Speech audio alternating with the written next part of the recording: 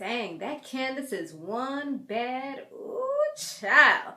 Guys, be sure to subscribe if you have not yet done so. Also, be sure to share this video wherever you like to share videos. You have now tuned in to my haves and have-nots recap. All right, guys. So this one, it was pretty entertaining. It had a lot of good points there. Had a few parts that I felt like it was like going from one scene to another. It was just kind of like, okay, come on. You know, it's like I wanted to really see what was happening with one, and then it would flip to another scene. I was like, okay, come on. You know? But it started off with Jim. He's trying to make deals with Candace Peoples. He's trying to tell them, like, oh, he'll give him some money. He's also saying things like, you know, just let me go now. And the dude, he's loyal. You know, he's one of those people that have the code going down. You know, he got the hood code. He's not trying to be snitching on his homie. He's not trying to be doing none of that. Like, they're real cool. I guess they grew up together and all that. So, Jeffrey, he tells Candace that he knows everything about what happened with the affair with her and Jim. The reason why he knows is because, of course, as we had seen last season, Quincy came with Amanda and he ended up telling everybody everything, and he was trying to also beat up Jim as well and gave him a pretty good beating. So when she hears this, she's just like laughing about it, and Jeffrey's just like, you know, it's not funny, and he's trying to warn her like Amanda might do something crazy, and she's just like, nah, it's not that serious. But I just feel like she doesn't really know Amanda. She's never seen Amanda's bad side. Like, she's not really thinking about all that. And I don't know, that part, it really bothers me, just because I feel like her and Amanda, like Amanda really sees her or saw her as a close friend, and she just kind of used that to her advantage, which is the messed up part. Like, everything else with her and Jim is just like whatever, but I just feel like that whole friendship was messed up. And she doesn't really care about her the way that she should really care about her, you know? So anyways, back to Veronica. Veronica, she's been waiting in the hallway like 20 minutes trying to get inside the room. Anxiety is like killing her. You could just tell. And I'm trying to see what's back here. I got like a whole bunch of makeup supplies back there. Yeah, she's trying to get the operator, to get somebody over there, telling her to hurry up and all that. And the operator, she's just like, you know, I'm trying to do what I can, and yeah, there is no other way to let you into the room. You have to wait for security to come. And then when one of the security members come, like a junior, I guess junior security, he's questioning her, you know, doing standard protocol. And she's just like, look, do you see my face? Don't you know who I am? Look at my face. My face is my resume. Like, you know, like, you should know this face. And he's just like, nah, sorry, I don't know. Yo, he was killing me. He was like being nice and strict, though. I like that about him. He was really like making sure that he didn't let her in. He's like, here at the hotel, we have a protocol. Like, we can't just let anybody in. If you were in there, you would be happy that we didn't let anybody into your room without proper identification either. And then she's like, you know what? Hold on. She calls up, I guess, the hotel owner, and she tells him that she can't get into her room. And he has people, like, rush up and open up the door with the master key. And she just looks at him like, yeah, that was your job, pretty much. I'm like, these people, I swear, when they get into some power, they don't know how to act, you know, and they expect everyone to just jump at their command. And if they say something, you have to do it, and you have to do it now, because that's what they're used to with their maids and their butlers and, you know, people that wait on them hand and foot. So they expect everyone else, even normal people that have no association with them, to do the same thing. So anyway, she gets into the room, and she sits down on the bed, and she sees, I think it was some underwears for Maggie, and she sees some of what's his name's clothes, some of David's clothes, and she just starts taking off her earrings like, psh, yo, it's about to get crazy. Like, she literally was like, let me put my earring back in. Yo, and she just sat there and waited, I guess, to see what exactly was going to go down. But on the flip side, I can't even get the freaking earring back inside my ear. Okay, got it. On the flip side, he's in the other room pretty much telling her that he's not going to do anything. He's apologizing. And she's just like, wow, like, how can I get a man like you? And he's like, well, don't ever do this again. And I'm like, whoo, David, okay, you schooling him now. I'm like, okay. And then he's like, I can't do this to my wife. I love her. And he also says, then she tries to get him to like cuddle with her before he leaves. And he's like, nah, I can't do that because men and women, whoa, the light just got like super duper bright. It's like acting funky today. Anyways, it'll probably go back down. Okay, there we go. So, where was I at?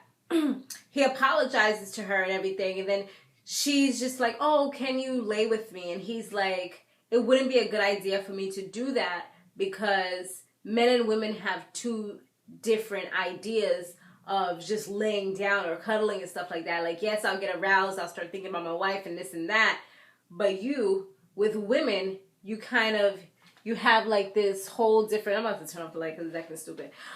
You have like this whole different kind of like ideology where you guys, you're gonna get emotional. You're going to feel like I'm supporting you, protecting you, things like that. And it's just gonna be wrong because that's pretty much not his intention. She's gonna get hooked. She's gonna have her heart all involved. She's gonna be stigmatized. You know what I'm saying? And yeah, he's not trying to do that. So he just leaves. And when he goes into his room, he was in for a rude awakening because his wife was there sitting down on the bed like, oh no, good morning. He's like, I know this looks bad. I know how it looks, but let me explain. And she was just like not trying to hear it. And this shit before he gonna leave the freaking door open a little bit. I'm like, what is wrong with you? Like, if you see her there, why didn't you try to pull in the door real fast, so it could slam lock? No. He leaves it open. So, yeah, she's trying to get into the next room. And I'm like, this girl can't hear that? What, is she deaf? Unless she was in the restroom or something. Like, I don't understand why she didn't hear somebody making all that much noise. They were right in the other room. So Veronica, she's trying to go, but he wasn't letting her go. He's like, nah, like, let me talk to you. Let me tell you what's going down. And she's like, okay, all right, let me go. I'm okay. Then she does one of those flipperoos and makes her way into the room. And, she started slapping the girl down. Like, I think she got like 5-6 good slaps in. I'm like, dang, your face gonna be red in the morning. And she's supposed to be doing, this press conference with Jim and them? I don't know how that's gonna turn out. So Hannah, she has a friend over in her house. One of them regular friends, a friend from back in the day. And the woman, she freaking taking up like 6 plates of food. I'm like, I know. Let me talk for myself. When I go to the parties and stuff, especially when it's family, I do it when it's not family too. But when it's real family, you can take a little Tupperware with you because you're going to be taking some food home, especially for Thanksgiving.